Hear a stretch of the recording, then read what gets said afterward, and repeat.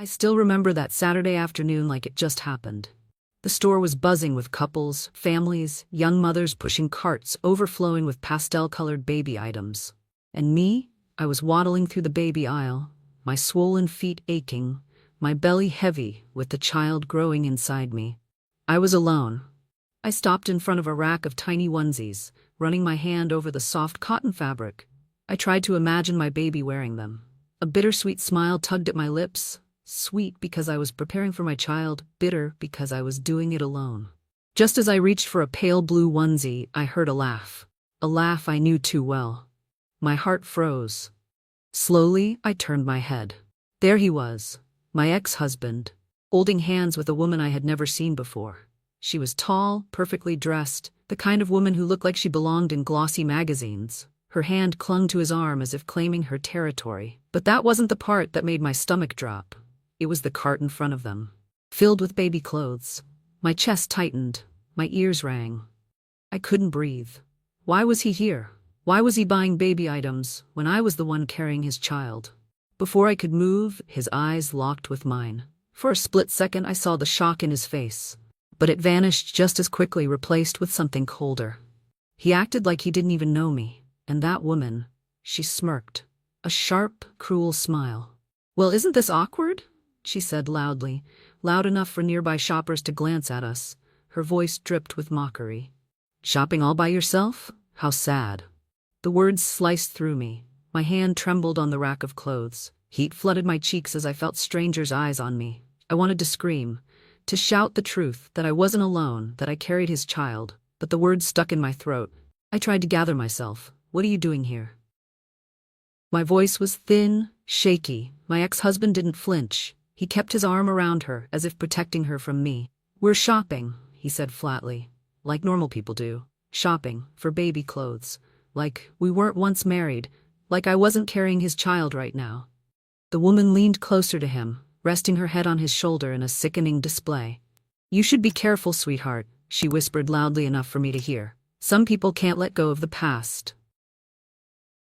My vision blurred with tears. My baby shifted inside me, a reminder that I couldn't break down here. Not now. I forced myself to breathe, to stand tall. "You don't have to pretend," I said quietly. "We both know what this is." For the first time, I thought I saw something flicker in his eyes. Guilt? Shame? But it was gone before I could hold on to it. He pushed the cart forward, brushing past me like I was a stranger. As they walked away, I caught sight of something inside their cart. A folder. White, stamped with the logo of a local hospital. Medical records. My pulse quickened. Why would they have that? I stood frozen, staring at their backs as they disappeared down the aisle. My heart pounded, my body shook, my baby kicked inside me. I thought I had hit rock bottom, humiliated in public by the man who once swore to love me. But as I clutched my belly, tears streaming down my face, I didn't know yet. That was only the beginning. My name is Emily Carter. I am 34 years old. 6 months ago, my life looked nothing like it does now. Back then, I was married to Daniel. We had been together for nearly 7 years. From the outside, we looked like a perfect couple. We had a nice home in the suburbs, stable jobs, and a shared dream of starting a family. I worked as a teacher at a local elementary school. My days were filled with lesson plans, the sound of children laughing, and the comfort of routine. Daniel was a financial advisor, sharp and ambitious, always dressed in crisp suits and polished shoes. When I found out I was pregnant, I believed it was the start of something beautiful. We had tried for a child for years, facing disappointment after disappointment. So when that test finally showed 2 pink lines, I thought it was a miracle. I told Daniel the news on a rainy evening in our kitchen. I remember the way he froze, his fork halfway to his mouth. At the time, I thought it was shock, maybe even joy that he couldn't express right away. I didn't question it. I didn't want to. But in the weeks that followed, I noticed the distance. Late nights at the office. His phone always turned face down, quick excuses that never made sense. One night, when he didn't come home until almost midnight, I asked him directly if something was wrong. He smiled, kissed my forehead, and told me not to worry. I wanted to believe him. 2 months later, I walked into our bedroom and found a suitcase on the bed. Daniel stood there, zipping it closed. He didn't shout. He didn't explain much. He simply said he couldn't do it anymore. that he wasn't ready for this life, for this baby, for me. And then he walked out. He left behind the nursery we had started to plan, the crib catalog still on the table, the tiny socks my mother had knitted still in a box by the door. He filed for divorce a week later.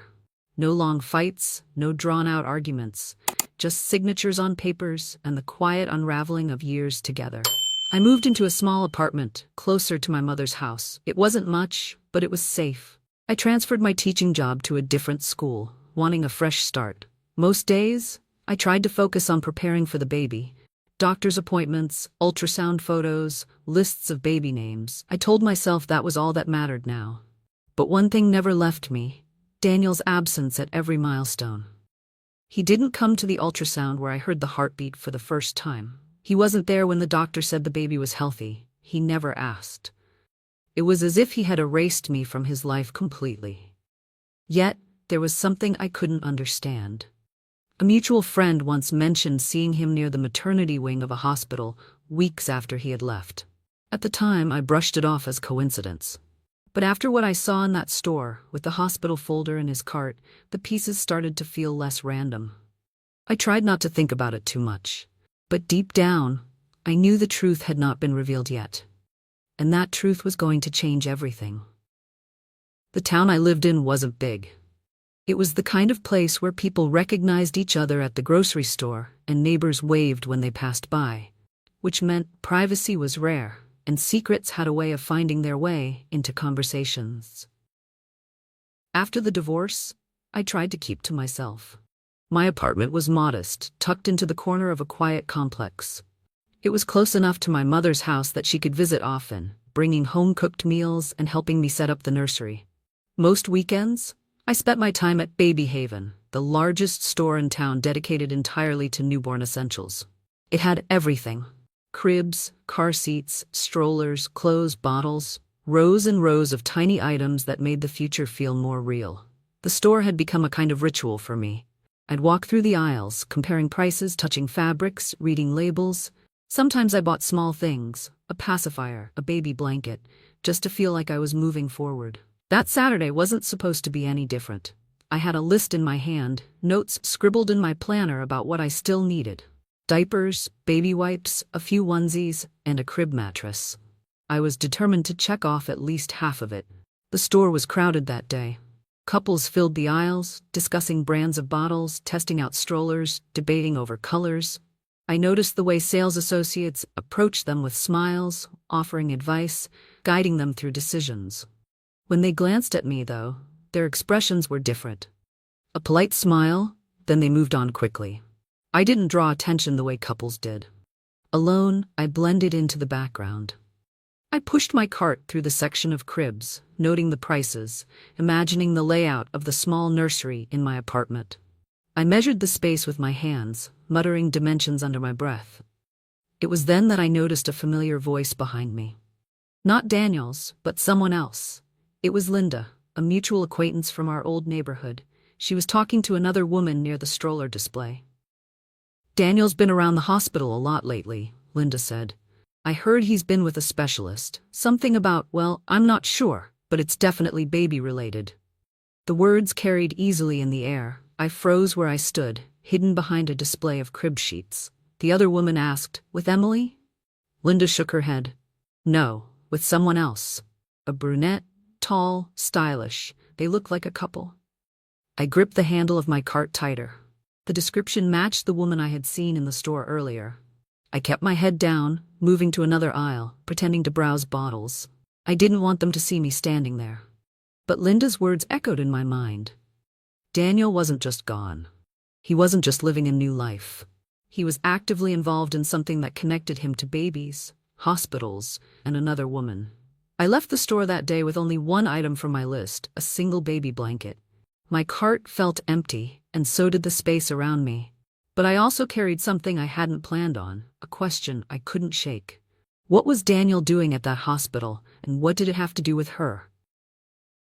A few days after that encounter at Baby Haven, I decided to stop by a local cafe near the school where I taught. It was a place I'd visited for years, quiet, tucked into the corner of Main Street, with worn wooden tables and the smell of roasted coffee beans that lingered in the air.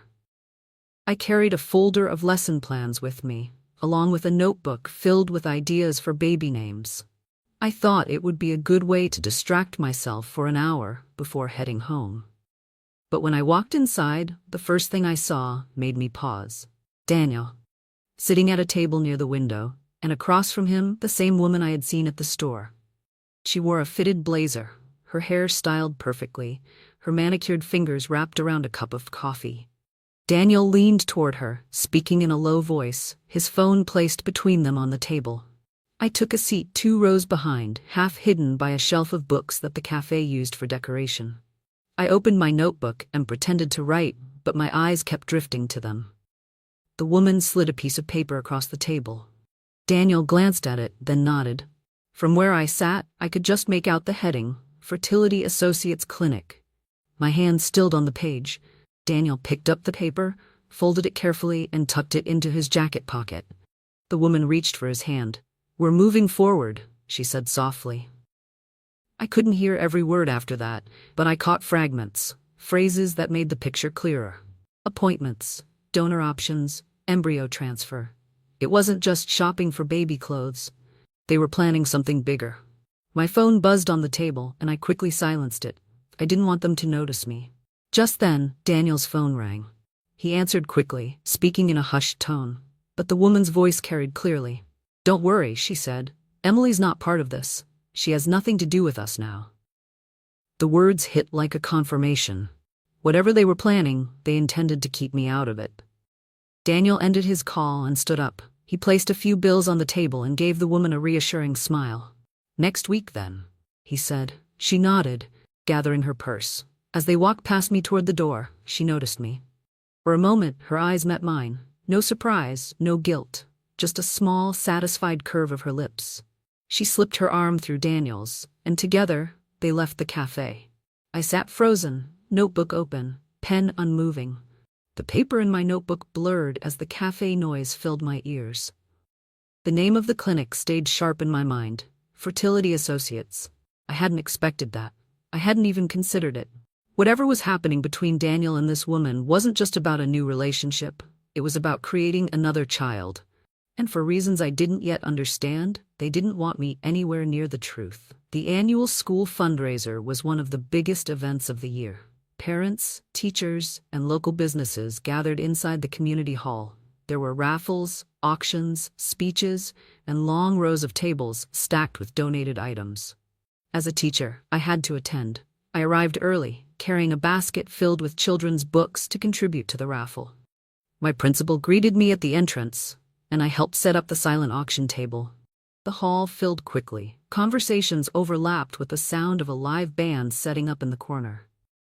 Cameras flashed as volunteers captured moments for the school newsletter. I was arranging books on a table when I heard my name called. "Emily, over here." It was Linda again, standing near the refreshment table. She waved me over.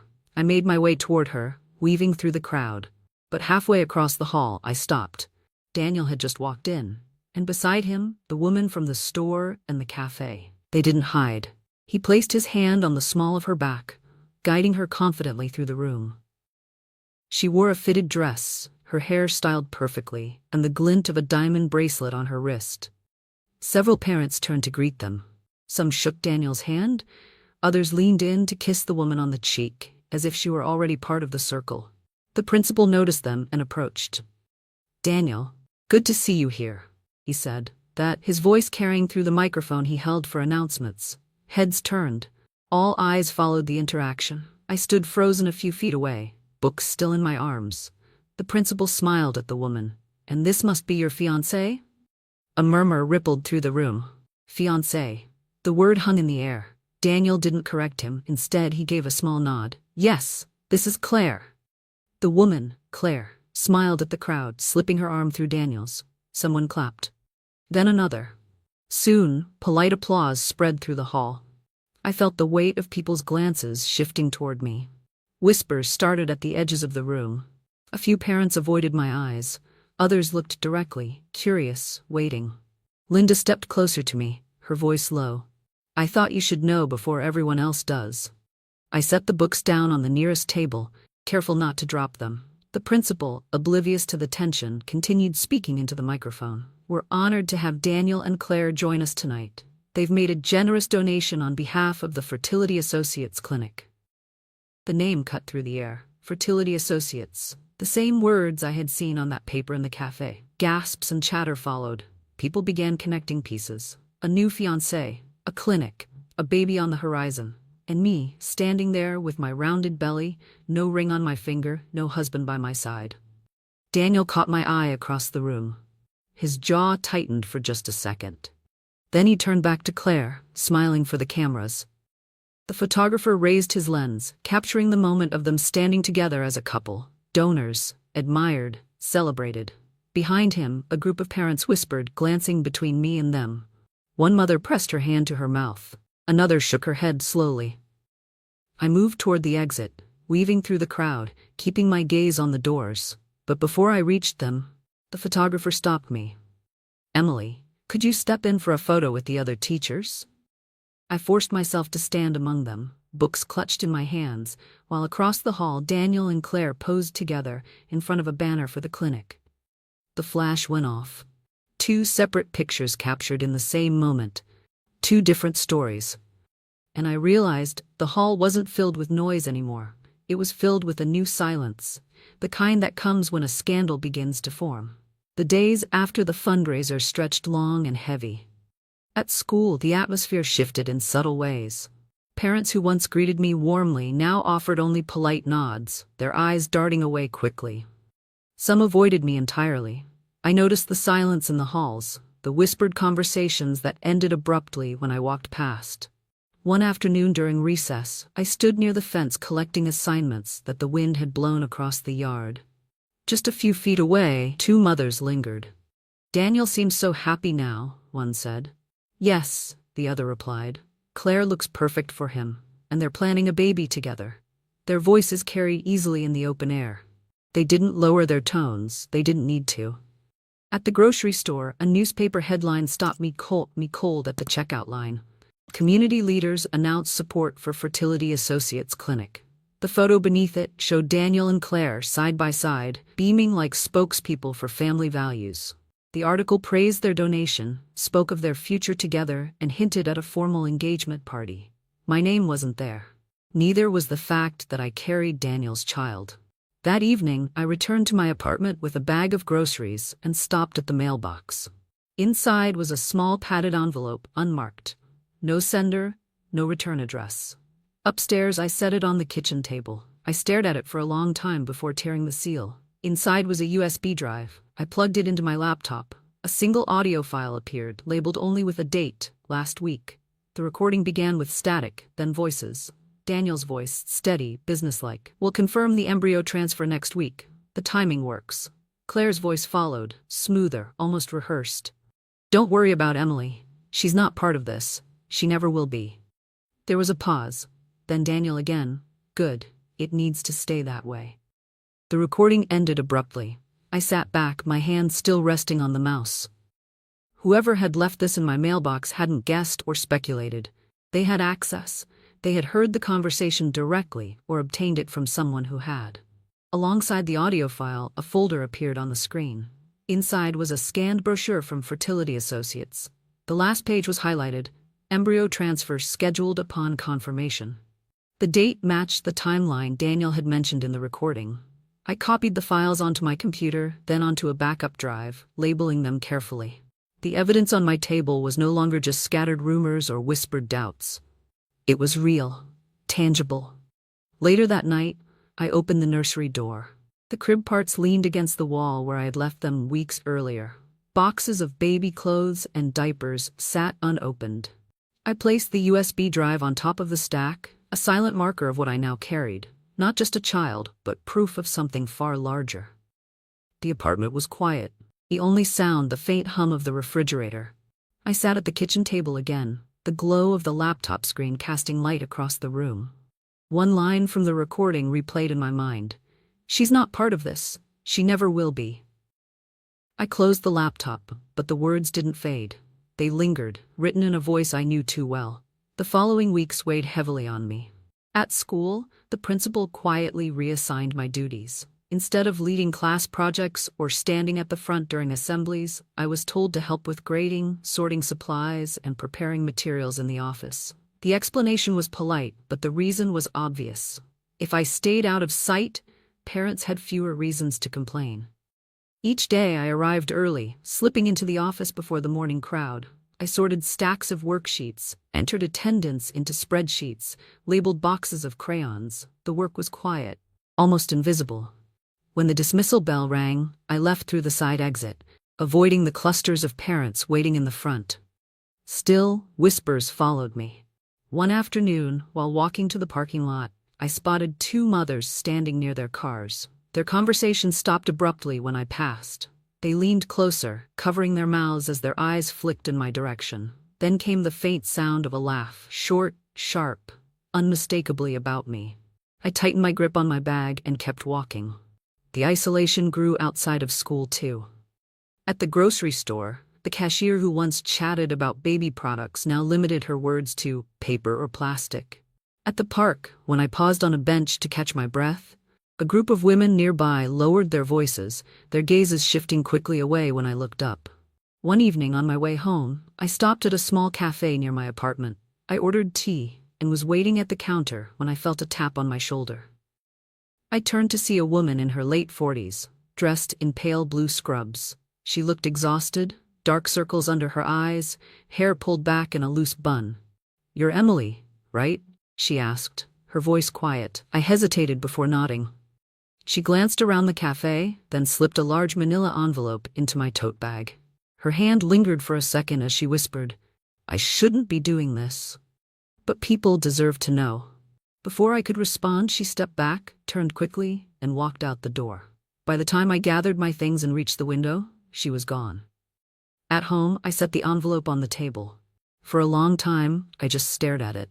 Finally, I opened the flap and pulled out the contents. The first sheet was a flyer for a recent fertility awareness gala, hosted downtown at the Grand Hotel.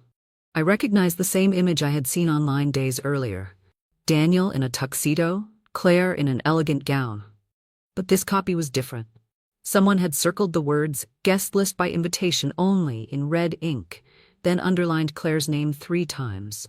Behind the flyer were appointment slips from the clinic. The dates were recent, less than a week old. Times, room numbers, physician initials, all labeled with patient ID 4729. The next item made me pause. It was an ultrasound image, black and white, crisp. The date in the corner was only a few days earlier, not mine. Across the bottom in thick pen strokes were 4 words, "Ask him the truth." I spread the documents across the table, arranging them alongside the earlier USB and brochures I had received. The pile was growing larger, heavier, impossible to dismiss. I didn't know the woman who handed me the envelope, but she worked in the medical field. That much was clear from her scrubs. If she had access to these files, it meant someone inside the system was taking a risk to get this information out. I leaned back in my chair, staring at the evidence lined up in front of me. It wasn't just gossip anymore. Not whispers in parking lots, not sidelong glances in grocery aisles. These were official records. Dates, IDs, images, proof. Daniel and Claire weren't simply hiding a romance. They were constructing something larger, something that relied on resources, lies, and people willing to look the other way. And somewhere in that chain, one person had chosen not to. Whoever she was, she had given me more than documents. She had given me confirmation that I wasn't imagining this, that what was happening was real, and it was bigger than I had guessed. I gathered the papers back into the envelope, placed it neatly with the others, and turned off the kitchen light. The nursery door stood open down the hall, the crib pieces still leaning against the wall. I closed the door quietly, then sat on the couch in the dark, the words on the ultrasound still sharp in my mind. Ask him the truth. One evening, while sorting through the growing pile of documents on my kitchen table, I noticed something I hadn't before. On the ultrasound image that had been slipped into my mailbox, there was a faint mark in the corner. Letters so small they were almost invisible.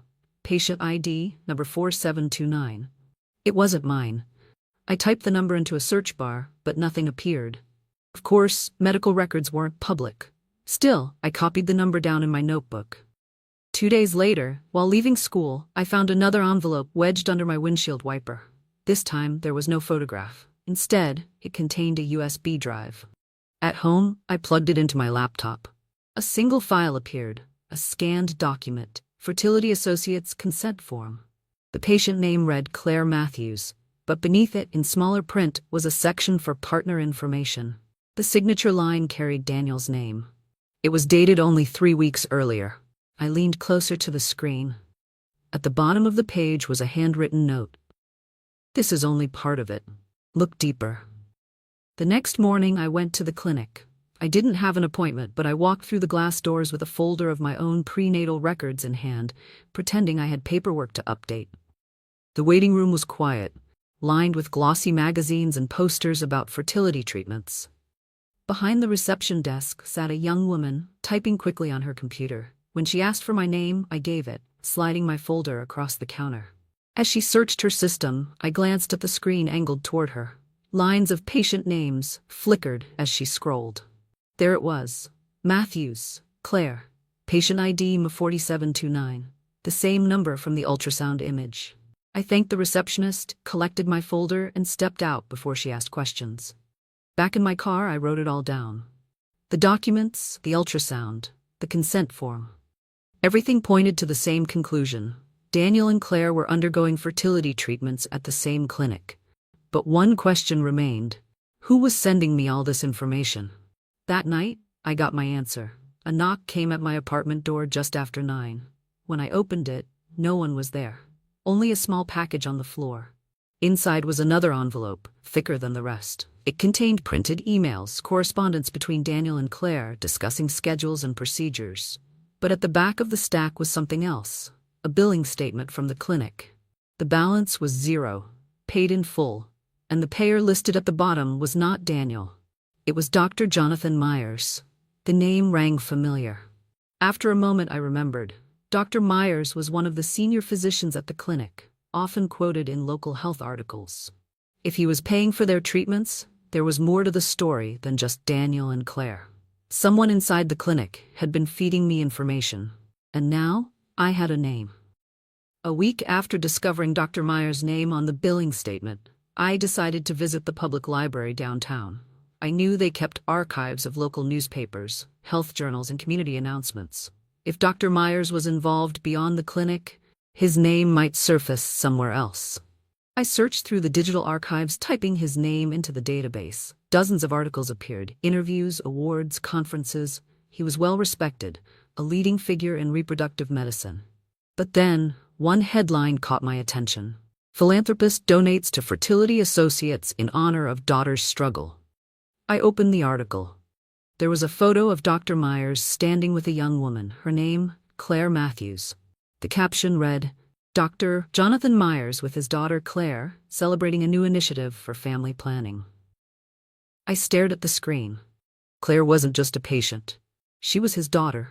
The pieces shifted again. It explained the paid bills, the inside access to clinic documents, the reason information kept slipping into my hands. Someone inside wanted me to know the truth, and that someone was connected directly to Claire's own father. The article mentioned that Claire had faced personal setbacks in trying to start a family. No details were given, but the emphasis was on her father's support, his determination to ensure she had every opportunity. As I printed the article, the librarian passed by. Big story, huh? That family's been in the news a lot lately. I folded the paper and slipped it into my bag. Later that evening, I found another package outside my door. No name, no note. Inside was a thin folder labeled confidential.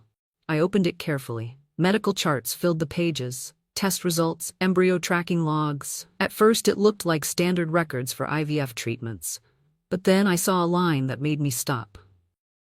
Embryo source, donor material, Carter, Emily, my name. I flipped through the pages, scanning quickly. The records indicated that months earlier, during the initial prenatal checkups I had done at a hospital affiliated with the clinic, samples had been collected. I remembered signing forms, but I thought they were standard lab authorizations. According to these papers, my biological material had been used, without my knowledge.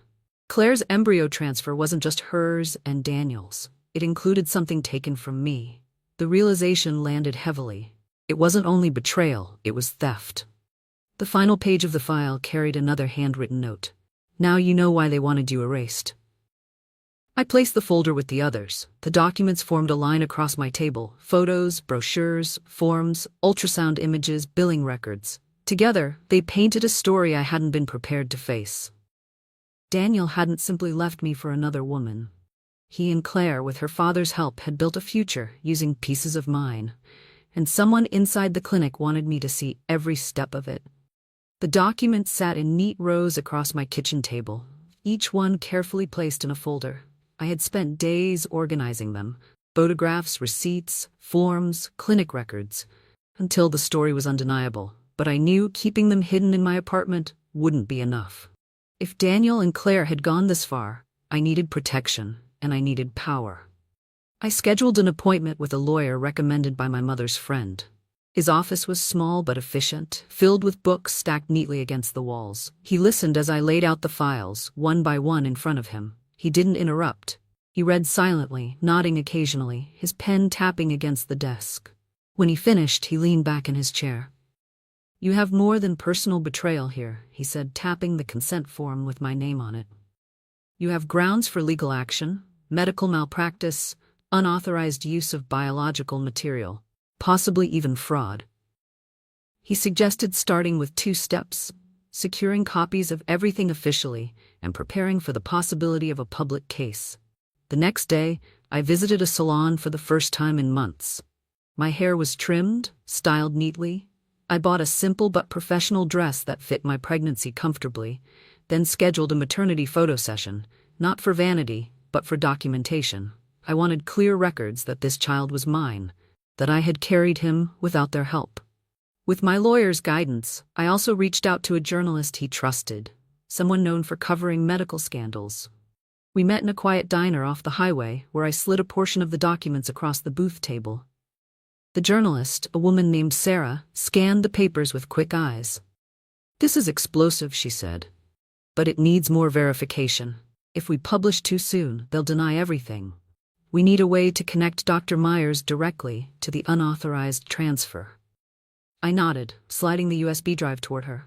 "There's more on here. Consent forms, emails. It's a start." She promised to look deeper, but she also warned me, once this story broke, it wouldn't stay quiet. The clinic, Daniel, Claire, even the community, everyone would know. At home, I rearranged the nursery. For weeks, the boxes had sat unopened. Now I assembled the crib, hung curtains, folded tiny clothes into drawers. Each action felt deliberate, marking territory. This space was no longer abandoned. It belonged to me and the child I carried. Meanwhile, the anonymous packages continued. One morning, a manila envelope appeared under my door. Inside was a clinic schedule with highlighted dates. The next embryo transfer for Claire was set for the following week. At the bottom of the page was another handwritten message. "Be there. See for yourself." I placed the note into a folder, then picked up my phone. I dialed Sarah. "We may not need to wait long," I told her. That evening, I stood before my mirror, adjusting the blazer I had bought to wear over my maternity dress. My reflection looked different now, tidier, sharper. The evidence folders stacked neatly in my bag. This wasn't the version of me Daniel had left behind. And it wasn't the version Claire expected to see standing in their path. The day of Claire's scheduled embryo transfer arrived. I stood outside Fertility Associates Clinic, my lawyer on one side, Sarah the journalist on the other. My folder of documents was tucked under my arm, a final piece of preparation. Inside the lobby, people moved quickly. Nurses in scrubs, patients filling out forms, a receptionist directing traffic. But the air shifted when Daniel and Claire walked in together. He carried a folder under his arm. She clutched her purse tightly. Their eyes found me immediately. For a moment, everything in the room went still. Claire's lips parted, but no words came. Daniel's jaw clenched, his gaze darting toward the exit. Before he could move, Sarah stepped forward, her voice steady. "We're here to ask some questions about these documents." She held up a copy of the consent form with their names. Cameras from 2 colleagues she had brought began to flash, catching the moment. Patients in the waiting area turned. Nurses whispered. Claire grabbed Daniel's sleeve. "Let's go," she hissed, but my lawyer blocked their path. "Not until this is addressed. This is a matter of medical ethics and law." He opened the folder, pulling out the ultrasound image marked with my name, the billing statement signed by Dr. Myers, and the confidential embryo source form. Gasps rippled through the room as Sarah read aloud, "Embryo source, donor material, Carter Emily." The receptionist paled. A doctor appeared from down the hall, and then another. Finally, Dr. Myers himself stepped forward, his expression controlled but tight. "Enough," he said, voice firm. "This is not the place." Sarah turned her camera toward him. "Then perhaps you'd like to explain in front of the right authorities." She held up a press badge. "Because this won't stay in this building. The public has a right to know." The tension thickened. Daniel muttered something under his breath, but Claire snapped back. "You promised no one would find out." Her words carried across the room. Every eye turned toward them. Patients shifted uncomfortably, some already pulling out phones to record. Dr. Myers exhaled, but it wasn't resignation, it was recognition. He knew the battle had shifted. Within an hour, the clinic was surrounded. Reporters arrived, alerted by Sarah's newsroom. Police cars pulled into the lot after my lawyer filed an emergency complaint with the district attorney's office. Inside, officers collected the documents, speaking with the receptionist and medical staff. My copies were backed up in 3 places, impossible to erase. Daniel tried to leave, but an officer stopped him. Claire stood frozen, her face pale, her father arguing with authorities. By evening, headlines spread across local and national outlets. Fertility scandal, unauthorized use of patient material exposed. Prominent doctor under investigation for breach of ethics. Photos accompanied the stories, Daniel shielding his face, Claire clutching her father's arm, police leading staff out for questioning. At home that night, I sat in the nursery, the crib assembled, the soft glow of a nightlight warming the room. The phone rang constantly. Friends, colleagues, even parents from school. But this time, the tone was different. Not whispers, not avoidance. Support. Offers to help. Apologies for silence. Within weeks, the investigation deepened. The clinic faced lawsuits, Dr. Myers was suspended, and both Daniel and Claire were named in civil proceedings. Their engagement dissolved quietly, overshadowed by the scandal. For me, the outcome was steadier. My teaching position was secure again, the principal offering formal reassurance. Sarah's article credited me as the source of truth, highlighting the courage to bring evidence forward. Months later, I held my baby boy for the first time, his tiny hand curled around my finger, his breathing soft and steady. The world outside was still noisy with headlines and court dates. But inside this room, it was calm. I looked around the nursery, complete at last, and whispered to him, "This is ours. No one can take it away." And for the first time, the story was no longer theirs, it was mine. Spring came quietly that year. The trees outside my apartment bloomed with soft pink flowers, and the park near my street filled with families once again. One afternoon, I walked there with my son, cradled against my chest. His tiny breaths rose and fell in rhythm with mine. A gentle breeze carried the sound of children laughing, kites fluttering in the sky. I found a bench beneath a tree and sat, watching as the world moved with a calm I hadn't felt in months. A mother passed by with a stroller, pausing to smile at me. For the first time in a long while, I smiled back without hesitation. My phone buzzed with a message. It was from Sarah, the journalist. Update. The trial moves forward next week. Looks strong. I typed a simple reply, "Thank you," and slipped the phone back into my bag. That part of the story would play out in courts and headlines, but it no longer defined me. I looked down at my son, his hand, impossibly small, wrapped around my finger. His eyes fluttered beneath closed lids as he drifted in and out of sleep. "You and me," I whispered softly. "That's all we need." Across the park, children ran across the grass, their parents calling after them. For a moment, I saw the life I once thought I had lost, the picture of a family I had clung to. But instead of feeling empty, I felt steady. Because I had something real now, something that couldn't be taken or twisted. As the sun dipped lower, I stood and began the walk home. Each step felt lighter, not because the world had changed, but because I had. The documents, the betrayals, the headlines, they were part of the story. But this quiet moment with my son, this was the ending I chose, and the beginning of everything else. And that wraps up today's story. Now we want to hear from you. Where are you watching from? Drop your city or country in the comments, and let's see how far these stories reach. If this story moved you or gave you chills, give it a like, share, and subscribe for more powerful stories. One last thing, rate the story from 1 to 10 in the comments.